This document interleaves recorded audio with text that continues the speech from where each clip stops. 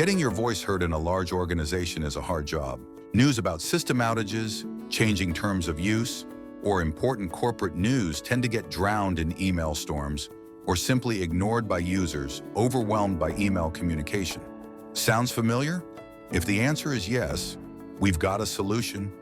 Announcement Feeds allows you to present customized messages, called announcements, to your users and precisely target them to any group in Jira Service Management, with no need to send separate messages in each application to cut your overhead.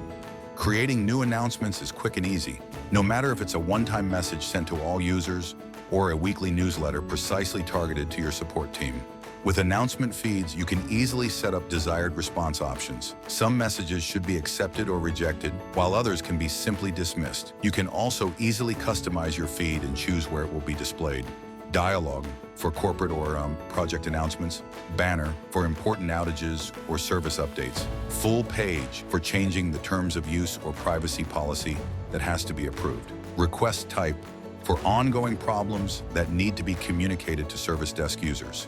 Group your announcements into feeds to precisely deliver them to different groups like individual teams, service desk users, or the whole organization.